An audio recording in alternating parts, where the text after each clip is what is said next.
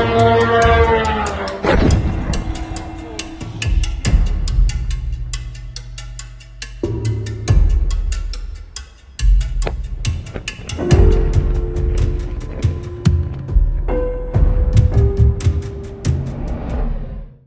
जी, president Trump कितने jets हुए जनाब?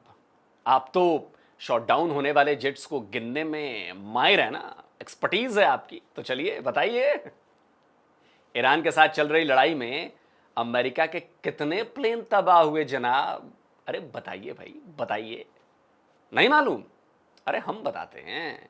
अब तक ईरान के साथ जंग में अमेरिका के कम से कम 16 प्लेन्स और 12 MQ-9 ड्रोन्स तबाह हो चुके हैं। इसमें F-15 से लेकर F-35 तक शामिल है।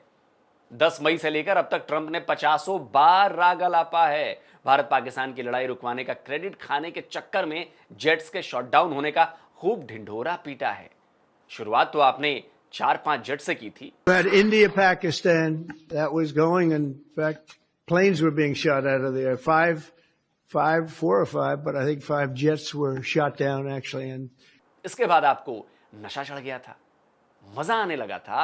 हर बार मौके बेमौके आप भारत पाकिस्तान के बीच हुई झड़प की कहानी बताने का आपके ऊपर भूत सवार हो गया था। और हर बार आप न केवल जेट्स के शॉट डाउन किए जाने की कथा सुनाने लगे, बल्कि उसमें नमक मिर्च इनका छौंक भी लगाने लगे। जेट्स के नंबर लगातार बढ़ने लगे। 8 planes, 7 planes were shot down. An 8th was really badly wounded, but 8 planes were shot down essentially. खुद को नोबेल पीस प्राइज का सबसे बेहतर सुयोग्य उम्मीदवार बताने वाले ट्रंप ने झूठ बोलने की सारी हदें पार कर दी। हर मौके पर वो भारत पाकिस्तान की जंग को भुनाने की कोशिश करते रहे। I settled 8 wars, big ones, some going on for 36 years, 32 years, 31 years, 28 years, 25 years. Some just getting ready to start, like India and Pakistan, where already 8 jets were shot out of the air, and I got it done in. पर Nobel peace prize committee ने उनको ठेंगा दिखा दिया, उनके झूठ को आईना दिखा दिया। लेकिन इनकी थेथराई नहीं गई जनाब। गाजा की जमीन हथियाने के लिए बोर्ड ऑफ पीस बनाने की जो मीटिंग इन्होंने की, उन्होंने फिर इसमें लड़ाई का जिक्र किया और फिर वाहवाही बटोरनी चाहिए। इस बार उनके जेट्स का नंबर पता है क्या हो चुका था? 11। People have no idea. A lot of them say, "Oh, well, they weren't fighting. They were fighting." 11 jets were shot down. Very expensive jets. Trump ने इतने बयानों में एक बार भी ये नहीं कहा कि ये जेट्स भारत के गिरे, लेकिन उनका इशारा शायद भारत की तरफ ही था। वो भारत को नीचा दिखाने की कोशिश कर रहे थे। अब भारत को तो यह अच्छी तरह से पता था ना कि ट्रंप की इस हरकत की वजह क्या थी। वजह थी ट्रेड डील से लेकर रूस से खरीदा जाने वाला तेल, जिस पर भारत, अमेरिका और यूरोप की बन नहीं रही थी। भारत, अमेरिका और यूरोप की सुन नहीं रहा था। तो ट्रंप इस तरह की बयानबाजी करके भारत को बेइज्जत करने की कोशिश कर रहे थे। लेकिन कहते हैं ना, समय बहुत बलवान होता है।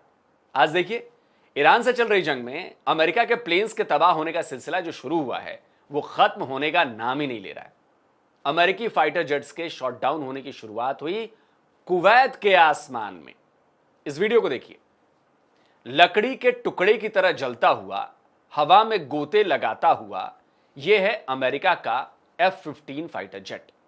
1 मार्च को एक ही दिन में अमेरिकी एयरफोर्स के 3 F-15 शॉट डाउन कर दिए गए। बताइए ट्रंप साहब, अगर पाकिस्तान के साथ हुई झड़प में भारत के जेट्स गिरे, तो क्या आपके पास उनके शॉट डाउन होने के ऐसे वीडियोस हैं? देखिए, आपने तो अपने F-15 को जमीन पर गिरकर अंगारों में बदलते हुए देखा होगा ना। ऐसा कोई वीडियो, कोई तस्वीर है क्या भारत के किसी जेट के गिरने की? एक फुल्ली इक्विप्ड F-15 की कीमत करीब करीब 117 मिलियन अमेरिकी डॉलर होती है। यानी एक ही दिन में अमेरिका को $350 मिलियन का फटका लग गया था। ऊपर से बेइज्जती हुई वो सो अलग। आनन फानन में अमेरिकी सेंट्रल कमांड ने बयानबाजियां शुरू कर दी। कहा उनके जेट्स को ईरान के एयर डिफेंस ने नहीं मारा है, बल्कि वो कुवैत की एयर डिफेंस की फ्रेंडली फाइट का शिकार बने। चलिए भाई, मान लेते हैं, लेकिन यह तो और भी बेइज्जती वाली बात है कि कुवैती एयर डिफेंस ने अपने ही पार्टनर कंट्री के जेट्स मार गिरा दिए। लेकिन चिचा ट्रंप बेइज्जती तो अभी शुरू हुई थी। F-15 के बाद बारी आई 12 मार्च को अमेरिका का विशाल air refueller KC-135 western Iraq में क्रैश कर गया। इस हादसे में प्लेन का पूरा क्रू भी मारा गया। करीब $40 मिलियन के इस एयर टैंकर का क्रैश होना अमेरिका के लिए बहुत बड़ा झटका था।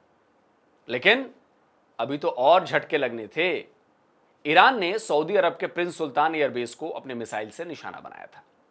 इस एयरबेस पर अमेरिका के कई जेट्स और रिफ्यूलर खड़े हुए थे। ईरान के मिसाइल अटैक में अमेरिका के कम से कम 5 रिफ्यूलिंग प्लेन्स बुरी तरह डैमेज हो गए। और इतना ही नहीं, बहरीन के अमेरिकी बेस पर किए गए ईरानी हमले में F-16 फाइटर जेट्स के भी तबाह होने की खबर आ रही है। अमेरिका को यह हजारों वोल्ट के करंट का झटका तो तब लगा जब उसका टॉप फाइटर जेट F-35 भी ईरानी हमले की जद में आ गया। ईरान की मिसाइल ने उसे इंटरसेप्ट कर लिया। ईरान मीडिया उससे जुड़ा एक वीडियो भी दिखा रहा है। इसमें F-35 को लॉक किए जाने और उस पर मिसाइल फायर किए जाने का दावा किया जा रहा है। हालांकि यह जेट क्रैश नहीं हुआ है, इसने इमरजेंसी लैंडिंग की है। अमेरिकी मीडिया CNN ने भी अपनी खबर में F-35 के हिट होने की पुष्टि की है, जो कि स्टेल्थ फाइटर है। और ईरान ने अमेरिका के F-35 को तब हिट किया जब उससे कुछ ही वक्त पहले ट्रंप यह दावा कर रहे थे कि उनके जेट्स ईरान के आसमान में उड़ रहे हैं और कोई उन पर हमला करने वाला नहीं बचा है। The Navy's gone, their Air Force is gone, their anti-aircraft equipment is gone. We're flying wherever we want, Pete. We have nobody even shooting at us. तो 3 F-15, 1 F-35, 6 KC-135 और करीब 5-6 F-16। लेकिन अमेरिकी एयरफोर्स के लिए तबाही का सिलसिला यहीं नहीं रुका है।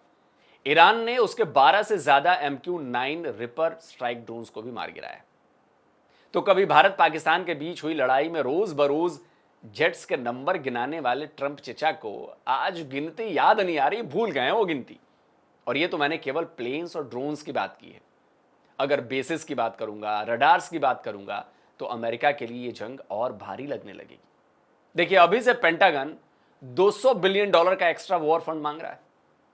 अब कहावत तो है कि ऊपर वाले की लाठी में आवाज नहीं होती, लेकिन यहां तो लाठी भी बज रही है और बजा भी रही है।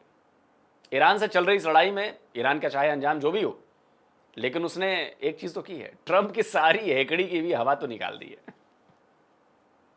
बाकी आप बताइए दोस्तों, चचा ट्रंप से पूछिए भाई, कितने जेट्स थे भाई। जिन दोस्तों ने डिफेंस डिटेक्टिव को अभी तक सब्सक्राइब नहीं किया है तो भाई चैनल को सब्सक्राइब करें, साथ में बेल आइकन प्रेस करें और हाँ, ऑल नोटिफिकेशन ऑन करना मत भूलिएगा, ताकि हमारे द्वारा अपलोड किए जा रहे वीडियो की जानकारी आप तक पहुंचती रहे। जल्दी मिलता हूं एक और नए वीडियो के साथ। नमस्कार, जय हिंद।